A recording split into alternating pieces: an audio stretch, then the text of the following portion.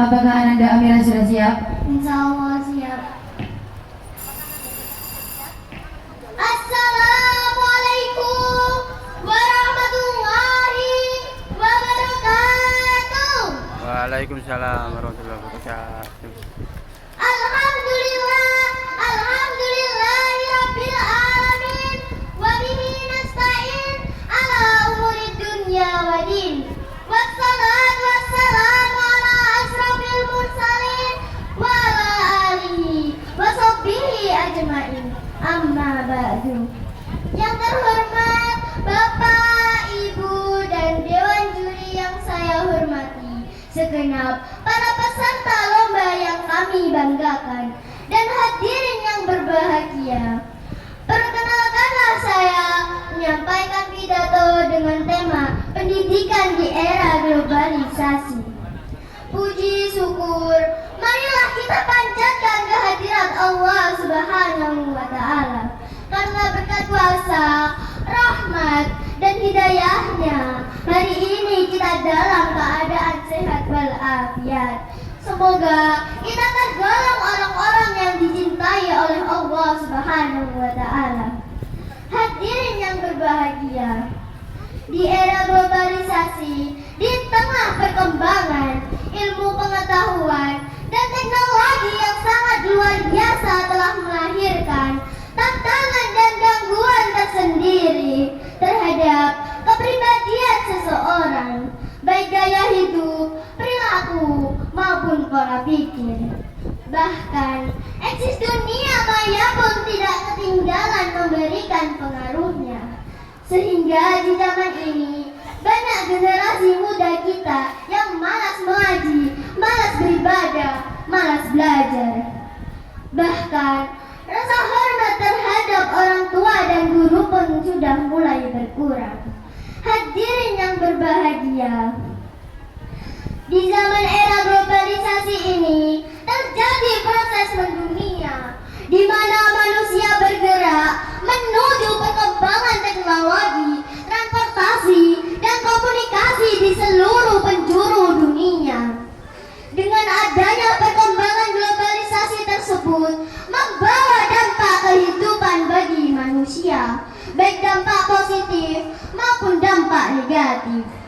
Dampak positifnya, misalnya dengan mudahnya kita memperoleh informasi dari luar, sehingga dapat membantu kita dalam menemukan alternatif baru dalam memecahkan permasalahan yang kita hadapi.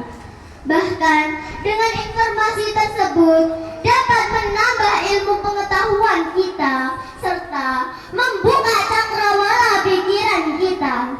Dampak negatif, misalnya dengan mudahnya masuknya informasi yang tidak kita perlukan, bahkan sampai merusak tatanan nilai kehidupan yang kita alami. Hadirin yang berbahagia, pendidikan merupakan usaha jangka panjang dan terencana untuk mewujudkan suasana belajar dan proses pembelajaran agar peserta didik secara aktif mengembangkan potensi dirinya untuk memiliki kekuatan spiritual, keagamaan, pengendalian diri, kepribadian, kecerdasan, akhlak mulia, serta keterampilan yang diperlukan dirinya dan masyarakat. Presiden Afrika Selatan Nelson Mandela mengatakan, pendidikan adalah senjata yang paling ampuh yang dapat Anda gunakan untuk mengubah dunia. Disinilah pentingnya pendidikan. Sebagaimana Allah berfirman dalam Al-Quran surat An-Nisa ayat 9. A'udzu billahi minasyaitonir rajim. Bismillahirrahmanirrahim. Wal yawsal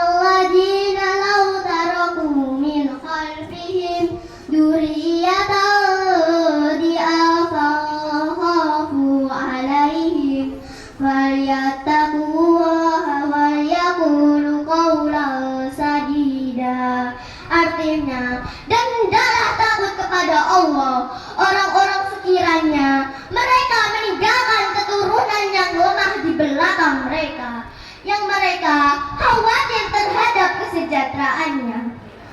Oleh sebab itu, hendaklah mereka bertakwa kepada Allah dan hendaklah mereka berbicara dengan tutur kata yang benar.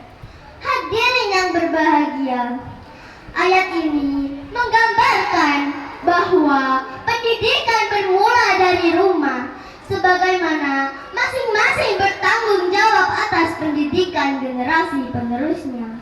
Jangan sampai menjadi generasi yang lemah.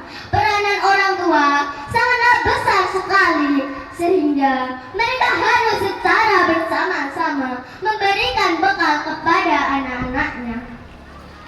Di antaranya yang pertama, menanamkan pendidikan keimanan dan memupuk keislaman sejak dini, sebagaimana tuntunan syariat agama Rasulullah SAW bersabda, A'udzu billahi minasyaitonir rajim. Bismillahirrahmanirrahim. Kullu mauludin yuladu 'alal fitrah fa abawahu yuhawwidanihi aw yumajjishanihi aw yunashiranihi. Artinya, setiap anak yang dilahirkan di atas fitrah suci, kedua orang tuanya lah yang menjadikannya Yahudi, Majusi, atau Nasrani. Hadis riwayat Bukhari dan Muslim.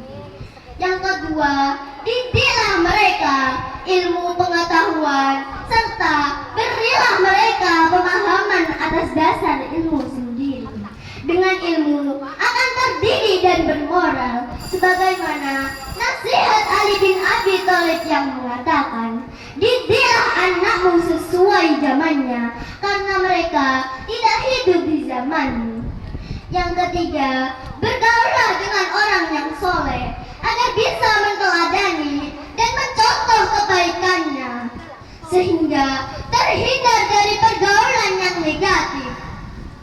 Sebagaimana orang bijak mengatakan, bergaul dengan ulama laksana berada di taman bunga, walaupun tak memetiknya terhisap harum baunya. Bergaul dengan pencuri laksana berada di pandai besi, walaupun tak kena besi, asap debunya tercium dalam hati. Hadirin yang berbahagia, kita tidak bisa menafikan perkembangan globalisasi, namun kita harus mampu menjawabnya agar bisa mengambil sisi manfaatnya. Sehingga dengan perkembangan ilmu pengetahuan teknologi yang serba canggih, mampu generasi kita yang ahli fikir dan ahli dzikir dalam menghadapi kemajuan di era globalisasi. Demikian yang dapat saya sampaikan. Kurang lebihnya saya mohon maaf. Buah mangga dibelah 4. Semoga bermanfaat. Akhirul kalam.